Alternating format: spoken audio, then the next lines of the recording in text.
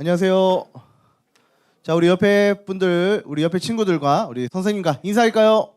잘 나왔습니다. 반갑습니다. 안녕. 잘 지냈나?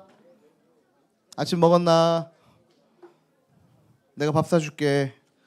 내가 마라탕 사줄게. 죄송합니다. 자, 하나님 말씀 함께 보겠습니다.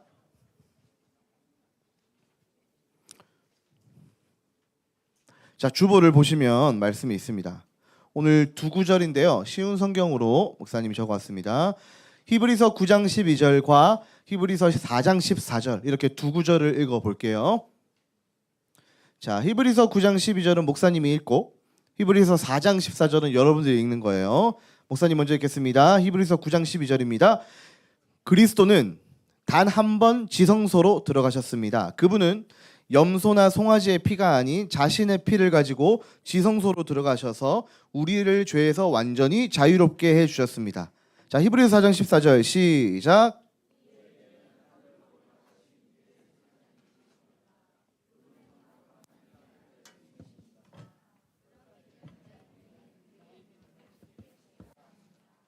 아멘. 좋습니다. 이제 여러분 오늘이 몇 월 달이에요? 이제 6월 달이죠. 벌써 2024년에 반으로 이제 접어들었습니다. 예, 여러분 시간 진짜 빠르죠? 그러니까 이제 1학년도 초등부에서 올라온 지 얼마 안 될 것 같은데 벌써 반년이 이제 다 됐고 우리 중3들은 이제 조금 뒤면 반년 뒤면 이제 중학생이 아니라 고등학생이 되네요. 축하합니다. 네. 축하할 일인가요? 네. 좋습니다. 자, 오늘은 자, 여러분 목사님 보세요. 저번 주 복습 한번 해보자. 여러분들 뭐 학교 나온 거 하면 선생님도 맨날 복습 얘기하는데, 자, 저번 주 예수 그리스도의 뭐에 대해서 배웠죠? 오, 맞아. 삼중직. 자, 그 중에 첫 번째 저번 주에 했는데 저번 주에 뭐 했죠? 오, 맞아요. 기억력이 좋네. 선지자직을 배웠습니다. 그러면 오늘은 두 번째예요. 뭘까요? 그쵸, 제사장직. 그럼 다음 주는 뭘까요? 왕. 여러분 엘리트네요. 네. 자, 오늘은 두 번째 제사장직에 대해서 배워보겠습니다. 자, 아는 친구들도 있고 모르는 친구도 있고 하니까 조금은 쉽게 그리고 기초부터 좀 할게요. 자, 제사장은 뭐 하는 사람이죠? 제사장은? 그렇죠. 제사를 집례하는 사람, 제사를 주도하는 사람. 어떤 한 사람이 제사를 드리려고 하면 제사장이 그 제사를 도와줘야 돼요. 이렇게 하시고 이렇게 예배를 도와주는 사람이에요. 구약에서는 지금처럼 예배라는 말을 안 썼고 지금의 예배가 구약에서는 두 글자로 뭐죠? 예, 제사죠, 제사. 그러니까 지금의 예배가 구약의 제사입니다. 그러니까 한마디로 구약에서 사람들이 예배를 드릴 때 그것을 돕는 사람, 그 모든 것들을 주관하는 사람이 바로 제사장입니다. 그러면 지금으로 따지면 제사장은 누구예요? 목사님이라고 할 수 있지만, 그쵸? 뭐 기능적으로 보면 목사님이라고 할 수 있지만 우리 모두가 왕 같은 제사장이라고 성경에 기록되어져 있습니다. 아무쪼록 제사장이 이제 누군지 알겠죠? 제사를 집례하는 사람, 도와주는 사람입니다. 여러분, 저번에도 많이 배웠는데 구약에서는 제사를 지낼 때 뭐가 반드시 필요해요. 뭐가 필요할까요? 제물, 그렇죠. 제물이 필요합니다. 주보에 보면 목사님이 수많은 제물들이 있지만 두 가지만 그림을 좀 넣었어요. 왼쪽 게 뭐예요? 염소, 오른쪽 건 송아지. 네, 송아지입니다. 염소와 안 그렇게 보이겠지만 염소와 송아지입니다. 자, 목사님 보세요. 구약에서는 이렇게 염소나 송아지 같은 제물, 가축이 필요했어요. 왜요? 자, 왜 필요할까요? 제물이 왜 필요하죠? 예전에 우리 다 했는데 막 내 앞에 시온이 불러가지고 막 이렇게 업기도 하고 막 했는데 왜 필요하죠? 시켜야겠다. 매의 눈으로. 왜 이렇게 조용해요? 안 시킬게요. 자, 염소와 송아지가 시킨다고 하니까 다들 예배 안 드릴 것 같네. 염소와 송아지가 필요한 이유는 목사님이 예를 들어 제사를 지낼 거예요. 제사장은 아니고 제사장 옆에 있어. 목사님이 이제 제사를 지내야 돼. 하나님과 관계가 깨어졌어. 죄 때문에. 목사님 죄를 지었어. 목사님 실수로 뭐 누구를 죽였어. 그러면 이제 목사님은 하나님 앞에 나가서 제사를 지내야 돼요. 근데 내 죄 때문에 제사를 드리는 거예요. 근데 가축이 필요한 이유는 뭐냐면 염소나 송아지 같은 거를 가지고 와서 흠 없는 제물을 가지고 와서 목사님이 이 흠 없는 제물에 손에 머리를 얹고 동물의 머리에 얹고 안수를 이렇게 합니다. 이렇게 안수를 해요. 그게 뭐냐면 나는 사람을 죽인 죄가 있지만 그 죄가 이 가축, 이 제물에게 전가 옮겨지는 거예요. 영적으로. 그러면 이제 죄 있는 건 뭐가 되죠? 죄가 아니라 동물이 죄를 가지게 되는 거죠. 이 가축이, 염소와 송아지가 그렇게 되는 거예요. 그러면 죄가 있으니까 성경에서 죄가 있으면 어떻게 됩니까? 죽죠. 그래서 이 가축을 죽이는 겁니다. 죄를 가져갖고 이 죄 있는 거는 죽어야 되니까 가축이 나 대신 뒤지는 거예요. 죽는 거예요. 그렇게 죄의 문제가 해결이 됩니다. 그러면 제사가 끝이에요. 불태우고 마지막 불태우면 하나님이 이렇게 냄새를 맡으세요. 그러면 향기롭구나. 제사를 내가 받겠다. 이렇게 하는 거예요. 이게 구약의 제사입니다. 자, 근데 내가 이렇게 제사를 한번 드렸어요. 사람 죽인 죄를 이렇게 또 드렸어. 근데 또 내가 다른 사람을 모르고 이렇게 때렸어. 그럼 또 죄를 지었어. 그러면 제사를 또 드려야 될까요? 아니면 한 번 드렸으니까 안 해도 될까요? 또 드려야 돼요. 그게 구약의 제사입니다. 죄를 지을 때마다 제사를 드려야 돼요. 그리고 제사장이 있는데 그 중에서 대제사장이 있습니다. 여러분 대가 붙었어요. 그럼 좀 더 낮은 사람일까요? 높은 사람일까요? 높은 사람이 있겠죠. 제사장이 있는데 그 중에도 대제사장이 있습니다. 그 사람이 1년에 한 번 속죄일에 너무 어렵죠, 여러분. 어려울 것 같아요. 아무튼 1년에 한 번 여러분 성전이 있는데 이렇게 이렇게 성전이 커요. 우리 한 예배당 정도 될까? 들어가면 순서대로 이렇게 예배를 드리는데 1년에 한 번만 저기 끝에 있는 지성소, 저기 안쪽에 있는 지성소에는 1년에 한 번 대제사장만 들어갈 수 있습니다. 1년에 한 번 대제사장만 저기 끝에 지성소에 들어갈 수 있어요. 아무나 들어가는 거, 날이면 날마다 오는 게 아니에요. 1년에 딱 한 번 대제사장만 들어갈 수 있어요. 그래서 온 백성의 죄를 위하여 거기서 제사를 드리는 겁니다. 대표로. 아무튼 제사의 제도가 좀 이래요. 자, 그런데 오늘 지금 예수님의 제사장 직분에 알아보잖아요. 자, 근데 예수님께서 이 제사장이 된다라고 성경은 얘기하고 있습니다. 여러분, 구약에서는 염소와 송아지 그런 가축들이 우리의 죄를 대신해서 죽었어요. 근데 예수님께서 대제사장이 되셨습니다. 제사장이 되셨어요. 제물이 되시면서 제사장이 됐습니다. 그러면 예수님이 제물이 됐다는 것은 무슨 말이에요? 이해가 되죠? 예수님이 제물이 됐다는 것은 죽었다라는 거예요? 살았다는 거예요? 죽었다라는 거죠. 누구의 죄를 위하여 죽으셨죠? 그렇죠. 아까 구약에서는 죄 있는 사람의 죄가 가축에게 간다 했잖아요. 똑같아요. 예수님께서 죽으신 것은 저와 여러분들의 죄를 짊어지고 예수님께서 십자가에서 죽으신 거예요. 마치 구약처럼. 근데 그게 예수님께서 하신 일이에요. 근데 아까 구약에서 한 번 죄를 짓고 제사 지내면 그 다음에 또 죄를 지었을 때 또 제사를 지내야 돼요. 계속 반복해서 제사를 지내야 돼요. 근데 예수님께서 십자가에 달리신 이 죽음은 한 번의 끝. 그걸 단번에라고 하죠. 한 방에 끝이 난 거예요. 한 번의 죽으심으로 우리에게 영원한 제사의 문제를, 죄의 문제를 해결하셨다라는 것입니다. 말씀 읽고 다시 한번 좀 보도록 할게요. 자, 히브리서 9장 12절 한번 볼래요? 자, 그리스도는, 예수님은 단 한 번 지성소로 들어가셨어요. 여러분, 대제사장이 1년에 한 번 지성소로 들어간다고 했죠. 예수님께서도 단 한 번 지성소로 들어가셨어요. 잘 보십시오. 그분은 염소나 송아지의 피가 아니라, 구약의 가축의 피가 아니라 자신의 피, 십자가를 말하는 거예요. 자신의 피를 가지고 지성소에 들어가셨습니다. 그래서 우리를 죄에서 완전히 자유롭게 해주신 거예요. 그래서 여러분, 우리가 맨날 뭐 찬양해요? 주의 보혈 능력이 있도다, 죄에서 자유를 얻게 하는. 이 찬양 몰라요 혹시? 주의 보혈, 맨날 보혈 찬양만 하잖아요. 유튜브에 쳐보세요. 보혈 찬양 메들리 40분 듣기. 보혈 찬양이 많아요.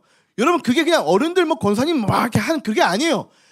의미가 있는 거예요. 그 보혈이 우리를 자유케 했기 때문에, 그 보혈이 우리의 죄의 문제를 영원히 해결했기 때문에 우리가 그렇게 찬송할 수 있는 거예요. 자, 밑에 말씀 볼게요. 히브리서 4장 14절. 히브리서 4장 14절. 우리에게는 하늘로 올라가신 대제사장이 계십니다. 예수님입니다. 그분은 바로 하나님의 아들 예수님이십니다. 그렇기 때문에 우리는 우리의 믿음을 굳게 지켜야 합니다. 여러분, 그림 이해되죠? 염소와 송아지의 피가 아니라 그걸로는 우리의 죄의 문제, 우리의 예배의 문제가 해결되지 않아요. 근데 예수님께서 십자가에서 죽으심으로 그 보혈, 피로 말미암아 뭐예요? 우리의 죄의 문제가 완전히 자유, 해결함을 받았다라는 것입니다. 그래서 히브리서 10장에 보면 이런 말씀이 있습니다. 그러므로 얘들아, 중등부애들아, 형제들아, 우리가 예수 그리스도의 피를 힘입어 성소에 들어갈 담력을 얻었다라는 말씀이 있어요. 그러니까 이게 뭐냐면 예수님께서 죽으실 때, 십자가에서 달려 죽으실 때 성경에서 보니까 갑자기 딱 예수님께서 죽으셨어요. 다 이루었다. 하나님, 난 다 이루었습니다. 깨끗하다. 예수님께서 죽으셨는데 성경은 갑자기 구약의 얘기를 가져옵니다. 그러면서 그때 바로 지성소, 구약의 성막에 있던 대제사장이 1년에 한 번 들어갈 수 있었던 저 끝에 있는 지성소, 아무나 못 들어가는 그 지성소의 문이 휘장이라고 하는데, 휘장이라고 해요. 휘장이 위에서 아래로 찢어졌어요. 휘장이 1년에 한 번밖에 못 들어가는, 그것도 대제사장, 아무나 못 들어가요. 근데 그게 예수님이 죽으실 때 찢어져 버렸어요. 그 이유는 뭐냐? 이제 그 지성소는 예수님으로 말미암아 누구든지 들어갈 수 있다라는 거예요.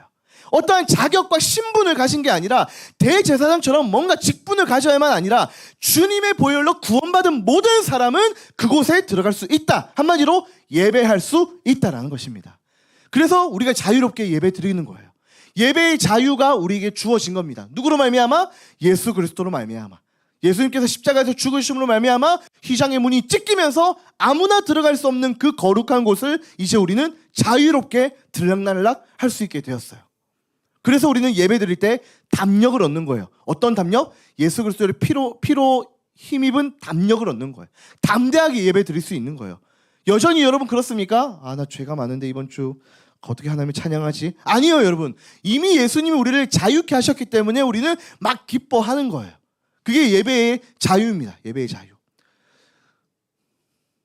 남은 시간 한 5분 정도는 예배에 대해서 목사님이 조금만 나누고 좀 제사장이 결국 제사 예배 관련된 거니까 마치도록 할게요. 이제 우리가 8월에 수련회도 가고 할 텐데 목사님도 여러분이 수련회 많이 들어봤겠어요? 우리 선생님들이 수련회 많이 들어봤겠어요? 선생님들이 혹시 수련회 많이 들어봤겠죠? 왜냐하면 선생님이 지금 나이가 이렇게 계신데 1년에 2번만 잡아도 지금 몇 번이에요. 그렇죠? 네, 저도 그만큼은 아니지만 여러분들보다는, 친구들보다는 목사님의 수련회 더 많이 들어봤겠죠. 그리고 목사님의 수련회를, 집회를 많이 인도해봤겠죠.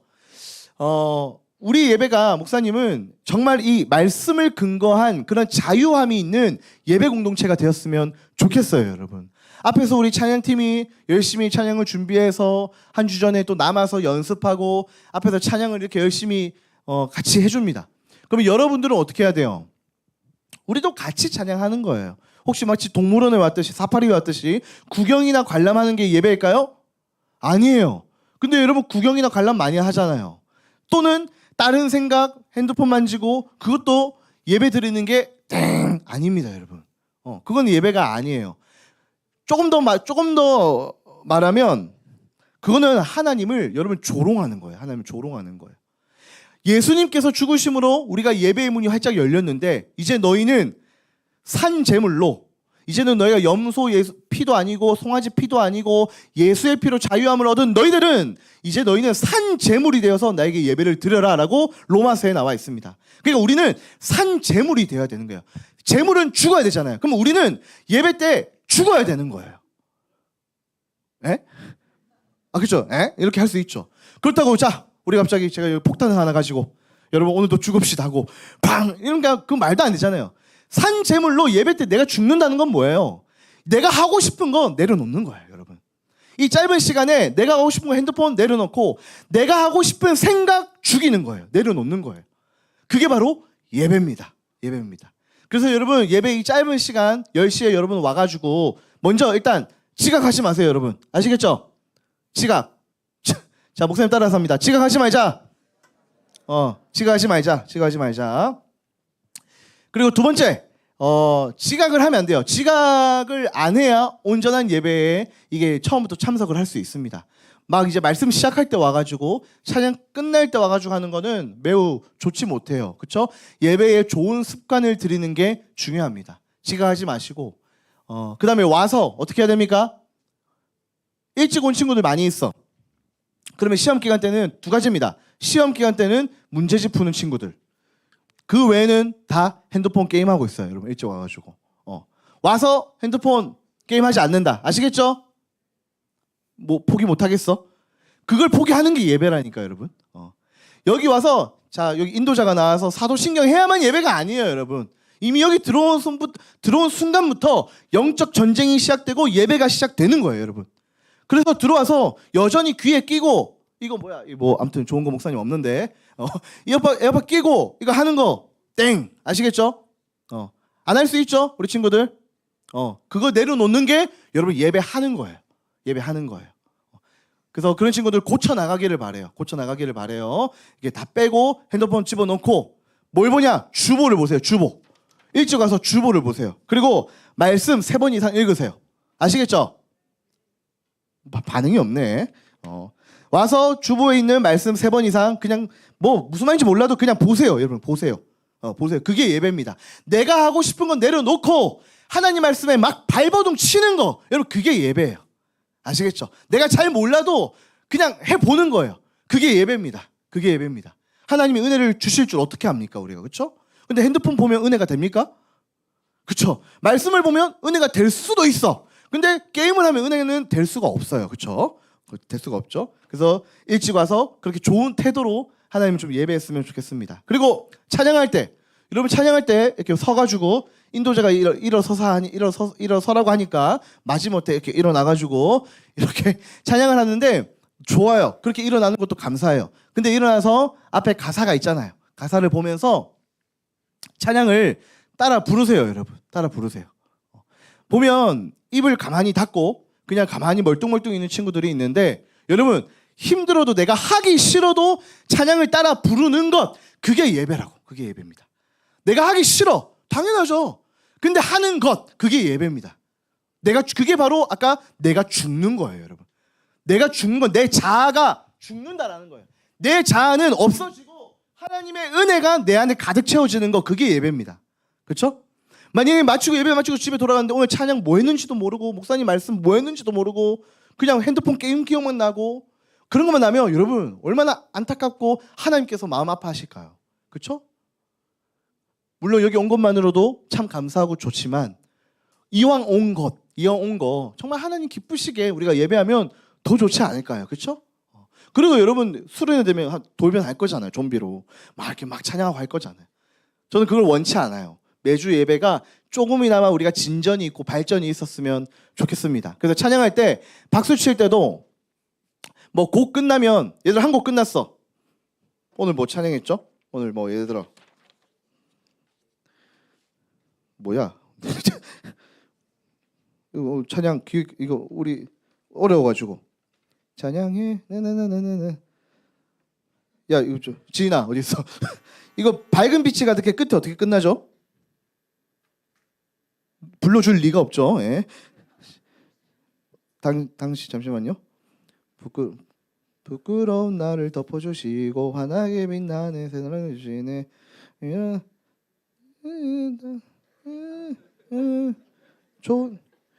당신의 나를 후렴 어떻게 부르더라?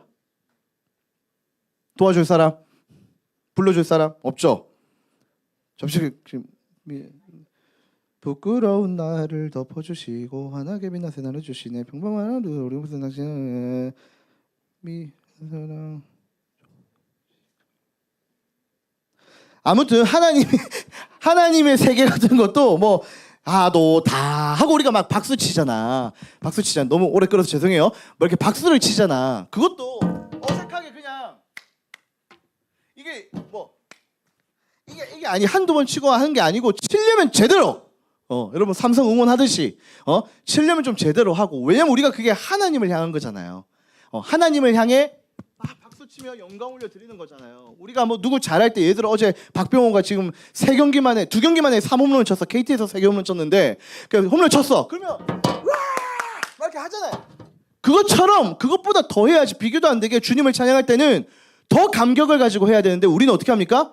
완전 매갈이 없게 다 그냥 진짜 죽었어. 예배 때 죽어야 되는데 진짜 죽었어. 그냥 이렇게 박수도 안 치고 앞에서 뭐가 동물원 관람하듯이. 여러분 그거는 예배가 아닙니다. 여러분은 공연 관람하고 있는 거예요. 아시겠죠? 예배는 적극적으로 내가 반응하는 거예요. 내가 여기서 누구를 예를 한 명을 딱 때리면 으악 하겠죠. 그거예요. 하나님이 은혜 주셨는데 왜 우리가 으악 안 합니까? 찬양하고 박수치고 하는 거예요. 여러분 아시겠죠? 하실 수 있겠죠? 그게 예배입니다. 예배에 관해서는 3박 4일도 끊임없이 할 말이 많지만 요 정도만 좀 1차로 요 정도 매주 좀 하도록 하겠습니다. 그래서 예배 훈련을 여러분 이 시기 때 하면 좋을 것 같아요. 여러분 충분히 잘할 수 있고요.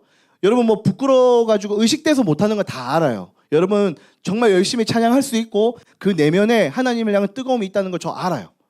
알거든요. 근데 그것을 이 예배 공간 안에서 표현을 못할 뿐, 표출을 못할 뿐이에요. 여러분 에너지가 많은 거 알아요. 여러분 여기서와 밖에서의 모습이 한 170도 다른 거 알아요. 여러분 많이 다른 거 알아요.